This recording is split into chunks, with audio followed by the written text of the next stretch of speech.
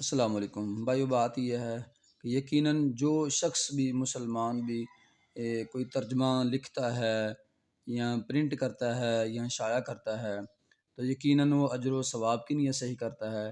وہ جان بوجھ کر نہ تو کوئی مسنگ کرتا ہے نہ کوئی غلطی کرتا ہے۔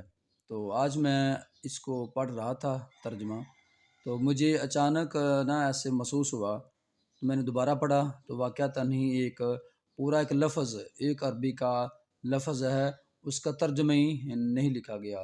یقیناً لکھا تو ہوگا لکھنے والے نے تو، لیکن پرنٹ کے اندر مسئلہ ہو گیا تو کسی طرح چھوٹ گیا۔ میں نے 2-3 اس کی کاپیاں اس قرآن مجید کے دیکھی ہیں تو سب میں ایسا ہی تھا۔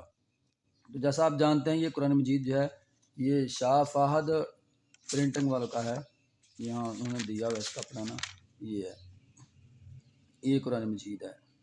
تو پہلا پارہ ہے، سورۃ البقرہ ہے، تو آیت نمبر 125 ہے، آپ دیکھ لیں یہ آیت ہے۔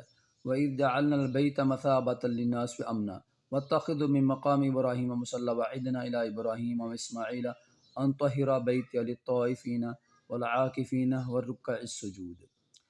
ہم نے بیت اللہ کو لوگوں کے لیے ثواب اور امن و امان، ثواب اور امن و امان، یہ اس طرف ہے، امان کی جگہ بنائی۔ تم مقام ابراہیم کو جائے نماز مقرر کر لو۔ ہم نے ابراہیم علیہ السلام اور اسماعیل علیہ السلام سے یہ اوپر سے وعدہ لیا کہ تم میرے گھر کو طواف کرنے والوں اور رکوع سجدہ کرنے والوں کے لیے پاک صاف رکھو۔ تو بھائیو مسنگ یہ ہے، یہ جو لفظ ہے نا ادھر سے، کہ ہم نے وعدہ لیا ان دونوں سے، اسماعیل اور ابراہیم سے، کہ تم ان طہرا بیتی للطوافین، کہ تم پاک کرو میرے گھر کو طواف کرنے والوں کے لیے، والعاکفین اور اعتکاف کرنے والوں کے لیے، رکوع سجدہ کرنے والوں کے لیے۔ تو اس میں دیکھیں ہم نے ابراہیم علیہ السلام اور اسماعیل علیہ السلام سے وعدہ لیا کہ تم میرے گھر کو طواف کرنے والوں اور رکوع سجدہ کرنے والوں کے لیے پاک صاف رکھو۔ تو اس میں جو لفظ ہے نا اعتکاف، اس کی مسنگ ہے جی۔ میں نے پوری تحقیق سے اب ویڈیو بنائی ہے، 2-3 نسخے میں نے اور بھی اس کے دیکھے ہیں، تو اس میں بھی لفظ اعتکاف نہیں ہے۔ پھر میں نے مولانا مودودی رحمۃ اللہ علیہ کا ترجمہ دیکھا تفہیم القرآن سے، تو اس میں لفظ اعتکاف تھا۔ تو عربی میں بھی لفظ اعتکاف ہے، تو والعاکفین اس کا معنی اعتکاف ہے، تو ترجمے میں نہیں ہے جی۔ تو میں نے چاہا کہ میری تو ان تک رسائی نہیں ہے، تو یقیناً یہ قرآن مجید آپ جانتے ہیں کہ یہ سعودی عرب والے اس کو مفت تقسیم کرتے ہیں، یا سیل بھی پاکستان میں ہو رہے ہیں یہ، تو تقریباً یہ کروڑوں کی تعداد میں لوگوں کے پاس موجود ہے ماشاءاللہ الحمدللہ۔ تو میں نے 2-3 دیکھے ہیں اس کے، ان میں تو یہی ہے، تو یقیناً یہ مسنگ ہی ہے جی پرنٹ والوں کی۔ تو بھائی اس کو آگے شیئر کر دیں تاکہ یقیناً وہ جب دیکھیں گے تو ان تک یہ پیغام پہنچ جائے گا، تو فوری اصلاح اس کی کریں گے، تو یہ اجر و ثواب کا کام ہے۔ یقیناً یہ اصلاح ہو جائے گی تو مجھے بھی اللہ تعالیٰ اجر دیں گے، اور آپ کو بھی، جو بھائی اس میں آگے پہنچائیں گے تو بھائی اسے اطلاع ہے کہ اس کو آگے پہنچا دیں، اور کسی کا ذاتی ان سے رابطہ ہے تو ان کو ویسے بھی میسج کر کے اطلاع دے دے کہ یہ مسنگ ہے۔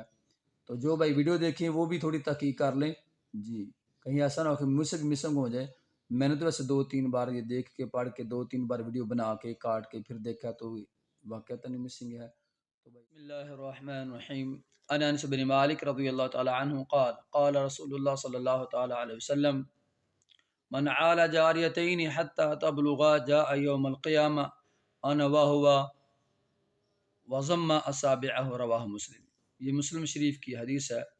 انس بن مالک فرماتے ہیں کہ رسول اللہ صلی اللہ تعالی علیہ وسلم نے ارشاد فرمایا کہ جس شخص نے 2 بیٹیوں کی بلوغت کو پہنچنے تک پرورش کی، اور وہ قیامت کے دن اس طرح آئے گا کہ میں اور وہ قیامت کے دن ایسے ہوں گے۔ نبی کرم علیہ السلام نے اپنے ہاتھوں کی انگلیوں کو ملا کر بتلایا۔